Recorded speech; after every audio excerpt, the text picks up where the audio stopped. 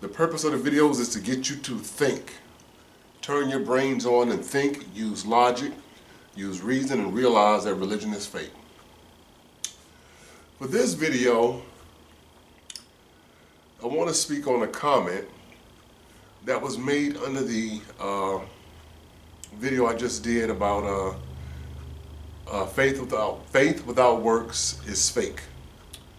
A comment made by, of course, a believer, which from the comment sparked me to go into something else that I have been meaning to talk about for a while, which was Satanism. And I know when I came out of religion, I finally looked at Satanism to see what it was and why people didn't want us to look at it and what was so wrong with it. Now I wanted to learn and know everything. So the comment that was made on the YouTube page, and I'm not going to mention the person's name because the same way the news doesn't mention minors' names, I'm not going to mention somebody's name who, I don't know what's going on in their life, so I'm not going to mention the name. But y'all can go see the comment for yourself. And it reads as follows. More obsession with Christianity. Demonic obsession. Multiple years in a row saying the exact same thing over and over and over and over like a psychopath. Never mentioning Satanism, only Christianity. Then at the end of the video, this demon says that Satan/Lucifer is a good and real person, but has spent years saying that God doesn't exist and Christ doesn't exist. Sick obsession. Now, this was a good comment because it brought me back to something else I want to talk about. I want to talk about Christianity. I don't mention Satanism, huh? So now I'm going to mention Satanism. And then you say that, call me a demon.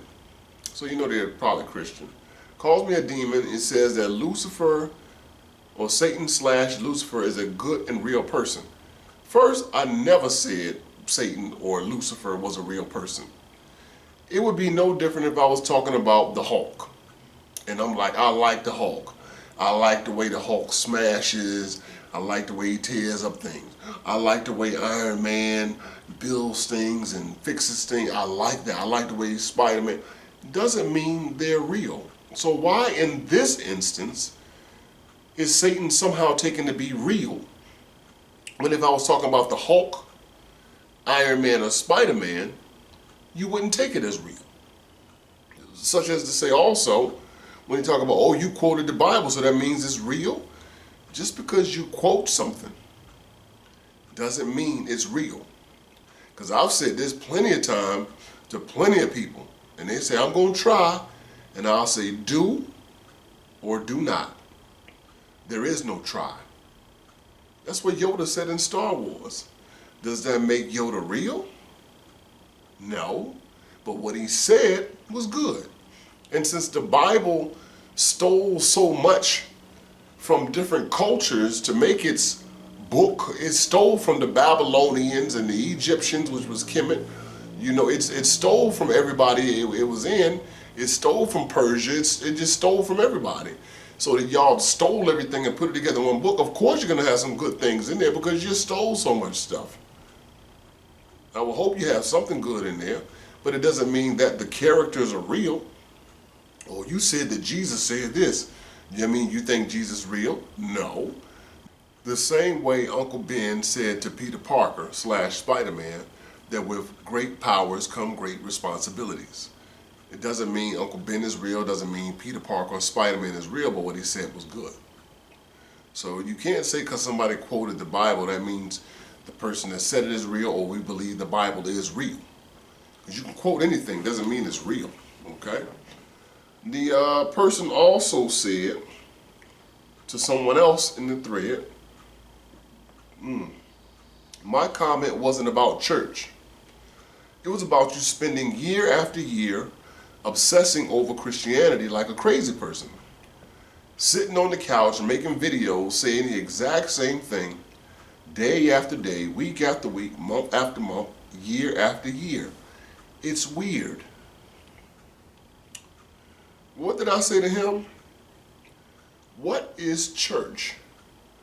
Going to the same building all your life, hearing about fake stories from the same dead book for life? So you shouldn't even speak. People been, if y'all got to read the Bible this long, this makes no sense. We're still in the second, so we don't have a second book?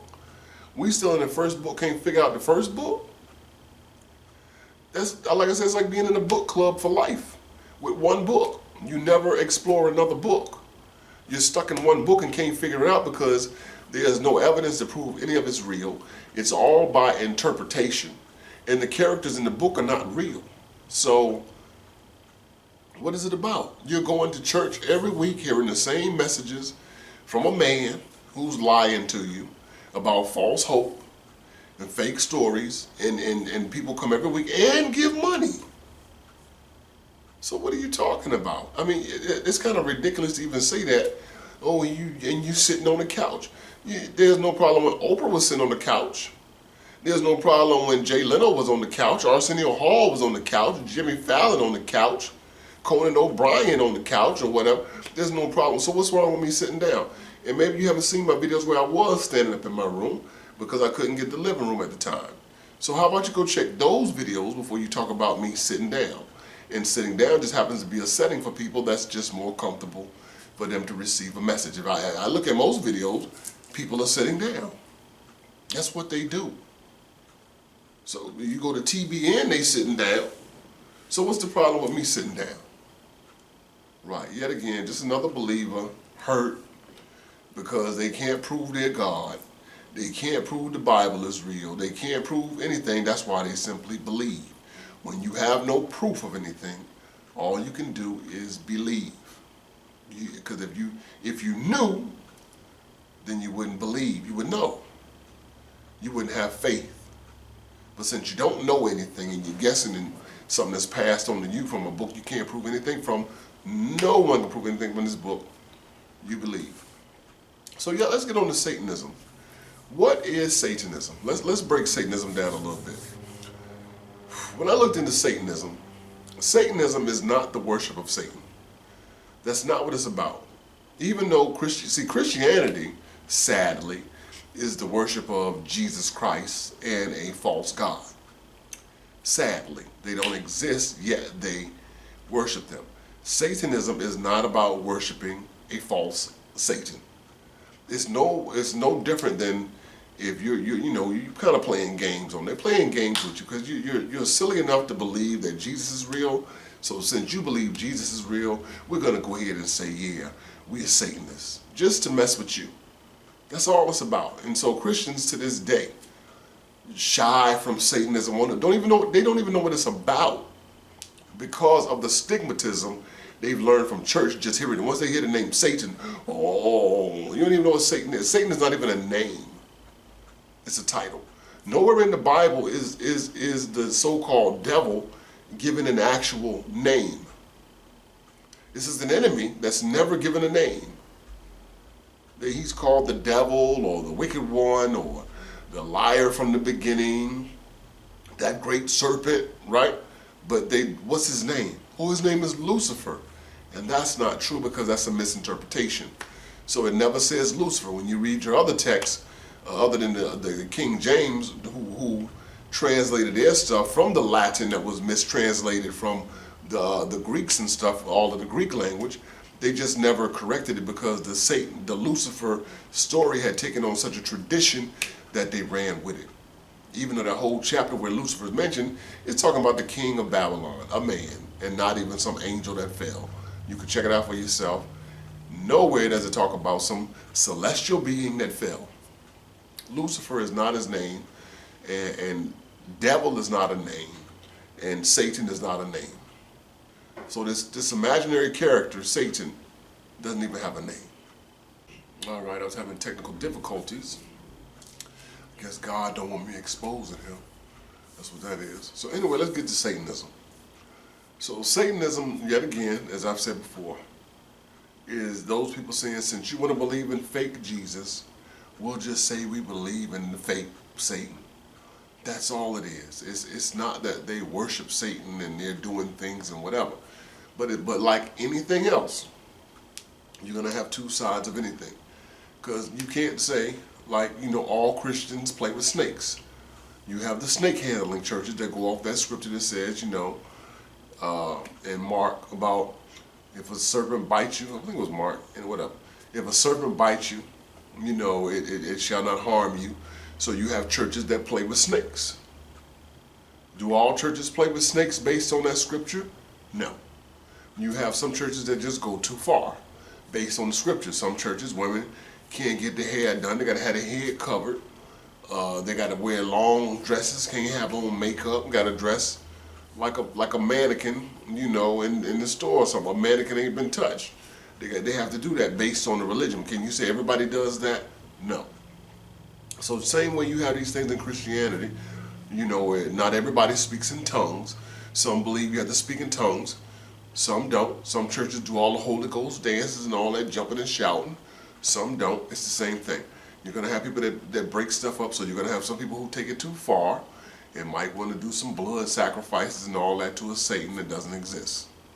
That's just how people do. But let's get into Satanism. Satanism has rules. They have 11 rules of Satanism, and they have 9 sins of Satanism. So I'm going to get into these rules for you, and the rules are actually pretty good. So for the 9 rules of Satanism, these are the 11 rules. The 9 sins, 11 rules. These are the 11 satanic rules of the earth. Number 1, do not give opinions or advice unless you are asked. Number 2, do not tell your troubles to others unless you are sure they want to hear them. Number 3, when in another's lair, show him respect or else do not go there. Number 4, if a guest in your lair annoys you, treat him cruelly and without mercy. Number 5, do not make sexual advances unless you are given the mating signal. Number 6, do not take that which does not belong to you unless it is a burden to the other person and he cries out to be relieved. Number 7, acknowledge the power of magic if you have employed it successfully to obtain your desires. If you deny the power of magic after having called upon it with success, you will lose all you have obtained.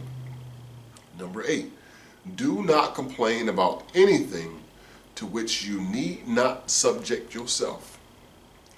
Number 9, do not harm children. Catholic Church, Christian church pastors. Number 9, do not harm children. Church of Satan rules. Do not harm children. Church of Satan rules. Do not harm children. Number 10, do not kill non-human animals unless you are attacked or for food. Number 11, when walking in open territory, bother no one. If someone bothers you, ask him to stop. If he does not stop, destroy him. Those are the 11 satanic rules of the earth from 1967. Not a bad set of rules. They're actually better than the 10 Commandments. Actually better than the 10 Commandments. Those are the 10 satanic rules. And then let's get into the 10 satanic sins, which I would look at it from a perspective from the Satanists and then from the, I don't know if it's the believers, but let's see. There's 2 sets here. Because you can tell one is written by the Satanists and one is written by people looking at the Satanists. The 9 satanic sins. Number 1, stupidity. Stupidity. The top of the list for satanic sins. The cardinal sin of Satanism. It's too bad that stupidity isn't painful. Ignorance is one thing, but our society thrives increasingly on stupidity. It depends on people going along with whatever they are told. The media promotes a cultivated stupidity as a posture that is not only acceptable but laudable. Satanists must learn to see through the tricks and cannot afford to be stupid. That's what they say, right? This is what the other people say. Satanists believe that stupid people do not get ahead in this world and that stupidity is a quality entirely contrary to the goals set forth by the Church of Satan. Satanists strive to keep themselves well informed and not to be fooled by others who seek to manipulate and use them. I don't see nothing wrong with that. Number 2, pretentiousness. Empty posturing can be most irritating and isn't applying the cardinal rules of lesser magic. On equal footing with stupidity for what keeps the money in circulation these days, everyone's made to feel like a big shot, whether they can come up with the goods or not. Okay? The other one says, taking pride in one's achievements is encouraged in Satanism. Satanists are expected to thrive on the basis of their own merits. However, one should only take credit for one's own accomplishments, not those of others. Making empty claims about yourself is not only obnoxious, but also potentially dangerous, leading to sin number 4. And what is sin number 4? Let's get back to it. Sin number 3. Solipsism can be very dangerous for Satanists. Protecting your reactions, responses, and sensibilities onto someone who is probably far less attuned than you are. It is the mistake of expecting people to give you the same consideration, courtesy, and respect that you naturally give them. They won't. Instead, Satanists must strive to apply the dictum of do unto others as they do unto you. It's work for most of us and requires constant vigilance, lest the slip into the comfortable illusion of everyone being like you. As has been said, certain utopias would be ideal in a nation of philosophers, but unfortunately, or perhaps fortunately from a Machiavellian standpoint, we are far from that point. I agree. Let's see what they say. They say Satanists use this term to refer to the presumption many people make that other people think, act, and have the same desires as themselves. It is important to remember that everyone is an individual with his own individual goals and plans.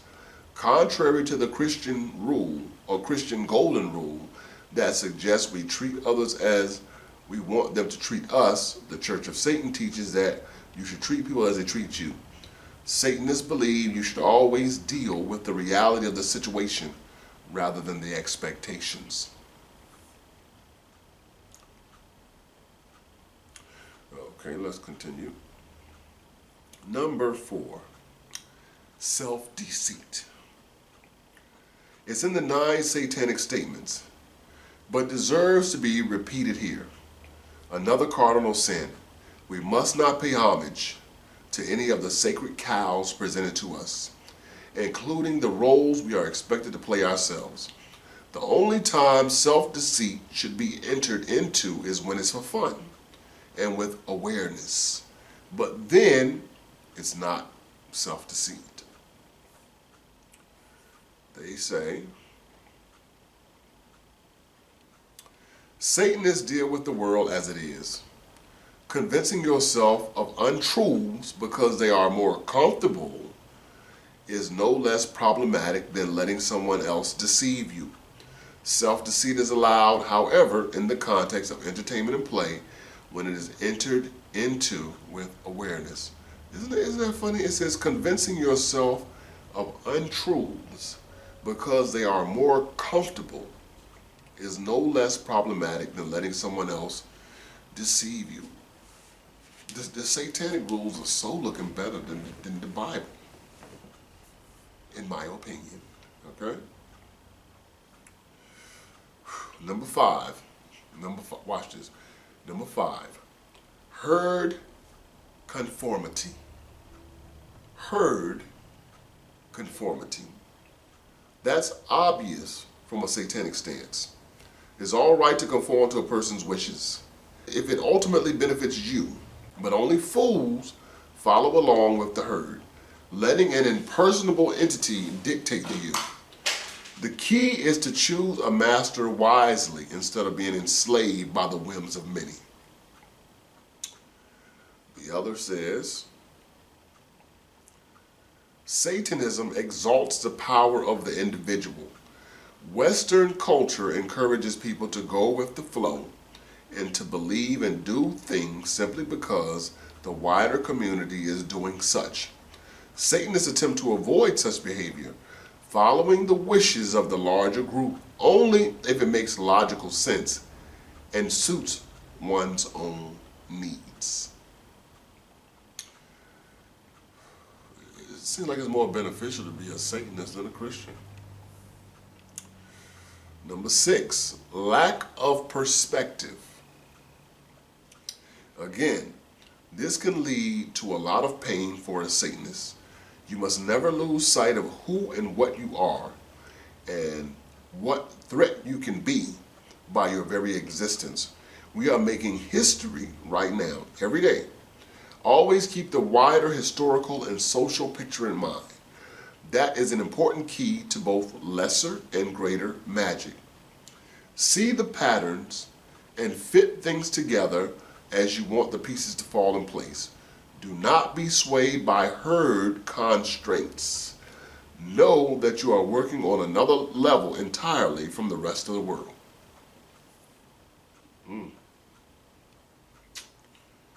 Okay.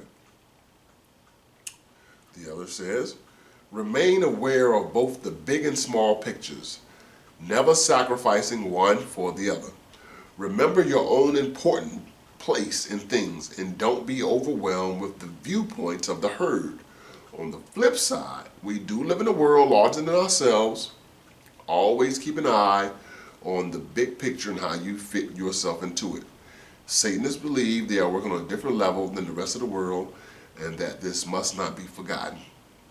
And for those of us that have left religion, we know that the greater portion of the population believes in some form of God, and so by default, we are some type of minority.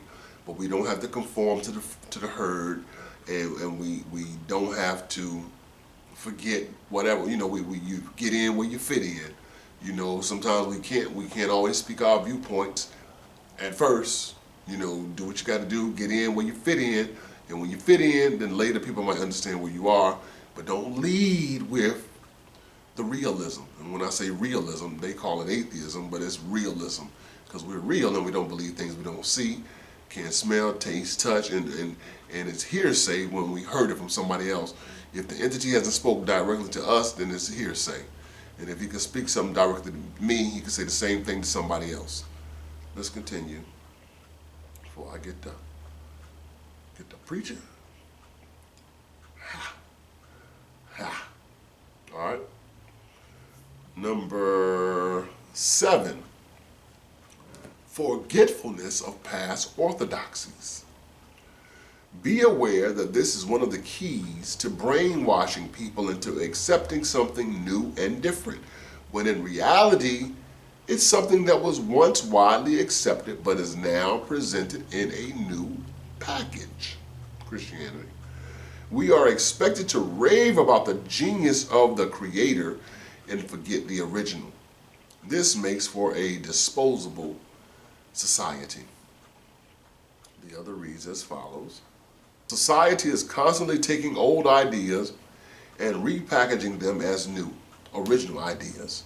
Do not be fooled by such offerings. Satanists are on guard to credit the original ideas themselves while discounting those who attempt to alter those ideas as their own. Now, this is simple for some of us. Let's say, like if when De La Soul came out with Me, Myself, and I. You know, my uncles had already put me on the Funkadelic and, you know, what was that? One Nation Under a Groove. I already knew about Funkadelic, Parliament Funkadelic, One Nation Under a Groove. I already knew about it, so when I heard De La Soul do it, I understood that they were only sampling the original, and that's what that was. When Ice Cube did Today Was a Good Day, you know, that was an Isley Brothers song. You know, we understood that. When Rob Bass did It Takes Two, that was a song by some woman that James Brown had produced, and you know, it wasn't the original. So what they try to do in history, especially with Christianity, is try to destroy the original to make theirs the original. It's not original. In no sense is it original. It's a remix. And it's a remix of a remix of a remix. It's nowhere original. Nothing is original about Jesus Christ. Nothing is original about Christianity. It's just the closest one to us, you know, because when they were worshiping Zeus, and you could be killed for hearsay against speaking about Zeus and the gods on Mount Olympus, that's so far from us now that we see it clearly as mythology. You know, Mithraism, you know, that was what Christianity followed, and the two went together. They were seen pretty much as the same, but because Rome favored Christianity, Mithraism disappeared. But Christianity is not original. Like the Adam and Eve story is not original. The Noah story is not original. These things are not original. And most of the other stuff in the Bible is straight up a lie. So this is all they're saying is, you don't forget the past orthodoxies. Stuff has been stolen. Come on, let's keep it going. Number 8. Counterproductive pride. That first word is important. Pride is great up to the point you begin to throw out the baby with the bathwater. The rule of Satanism is, if it works for you, great. When it stops working for you, when you've painted yourself into a corner and the only way out is to say, I'm sorry, I made a mistake, I wish we could compromise somehow, then do it. Doesn't that make so much sense? And we're going to keep praying. We're going to pray for the healing and they die. We're going to pray for this to happen and it doesn't. It doesn't work. When it doesn't work, stop painting yourself into a corner and then waiting for the paint to dry. And if it's ultraviolet paint, it only dries with ultraviolet light, you're stuck in the corner. You got to come on that. It doesn't work. Your Christianity doesn't work. Because if it did, then all of y'all should be living like the pastor. But you're only feeding his lifestyle. Ooh, let's see what the other one says. If a strategy works, use it. But when it stops working, abandon it willingly and without shame. Never hold on to an idea and strategy out of mere pride if it's no longer practical. If pride is getting in the way of getting things done, set the strategy aside until it becomes constructive again. Point blank, Christianity doesn't work, so it needs to be let go. It has never helped anything. It's only just destroyed humanity and caused division over these myths. That it just needs to die. It's not productive at all. And number 9, lack of aesthetics. This is the physical application of the balance factor. Aesthetics is important in lesser magic and should be cultivated. It is obvious that no one can collect any money off classical standards of beauty and form most of the time, so they are discouraged in consumer society. But an eye for beauty, for balance, is an essential satanic tool and must be applied for the greater magical effectiveness. It's not what's supposed to be pleasing, it's what it is. Aesthetics is a personal thing, reflective of one's own nature, but there are universally pleasing and harmonious configurations that should not be denied. Let's see what the other one says. Beauty and balance are two things Satanists strive for. This is particularly true in magical practices, but can be extended to the rest of one's life as well. Avoid following that which society dictates is beautiful and learn to identify true beauty, whether or not others recognize it. Do not deny classical, universal standards for what is pleasing and beautiful. So those are the 9 sins of Satanism. If you've never heard them, you've heard the 11 rules and the 9 sins. And in my opinion, I saw nothing wrong with that. I saw nothing wrong. It was actually way better than the Bible without a whole bunch of, you don't need 66 books to make, you know what I'm saying, to make 20 rules. You don't need 10 commandments where 4 deal with a mythical God and the other 6 are pretty much, I mean, some of them are you don't covet. Thou shalt not covet. Honor your mother and father. I'm not saying you shouldn't, but I mean, we should teach. I mean, that should be part of life anyway. I'm just saying. But the first 4, you know what I'm saying, thou shalt have no other gods before me. If you are the only God, how can there be any other gods before you? Unless you're telling me there are other gods. Don't make no graven images. Don't use my name in vain. Your name ain't even really in the book. Actually, his name isn't even in the book. I wasn't known by my name Jehovah, which is another mistranslation like Lucifer. Jehovah was not no old name. We all know, we always say the letter J is only about 400 some years old. There was no Jehovah. It was a translation of the Yod He Vav He, where they added the vowels and became Jehovah. And then they didn't understand that the Yah was the Yah, and they made it a J and called it Jehovah. So, and then the other one, honor the Sabbath day, keep it holy. These are the first 4 rules. No, don't mess with kids. Like Satan at least say don't mess with kids. No, don't enslave people. No, don't rape people. No, don't take advantage of people. Some real stuff we need. You worry about some foolishness. Thou shalt not kill. Okay, we get that. I get that. Don't steal. I'm cool with that, you know. But what thou shalt not bear false witness. That takes precedence over a lot of other things. Didn't mention homosexuality at all, which we jump on that so hard in religion. And now they got gay churches, so y'all deal with that within yourselves. If y'all believe in Jesus, deal with that with yourselves. That's a fight within. That's a civil war. I ain't even worried about that. But the whole religion is stupid. And so to the brother that's obsessed with my videos, I mean, I encourage you to keep watching. Because, you know, I used to do the same thing and want to comment and say things against people that spoke against my Lord and Savior, Jesus Christ. But keep watching. If you keep researching, you will find out this stuff is not real at all. And now somebody's violating my rule, and I said, don't come in the door. I clearly said, don't come in the door because I'm making a video. And what does this one do anyway? Walks in the door. Go, don't get in the camera. We don't want to see you. Be gone. Be gone. 1 second. Be gone. Can I say one thing? Be gone. All right. Honor your mother and father. All right. Especially your father. You're right. And this is why I can't make videos yes, all the time, and, people. What? I'm going to come see you afterwards. Let me know when you're done. What you need? I don't need nothing. Come here. Just let everybody see the transgressor.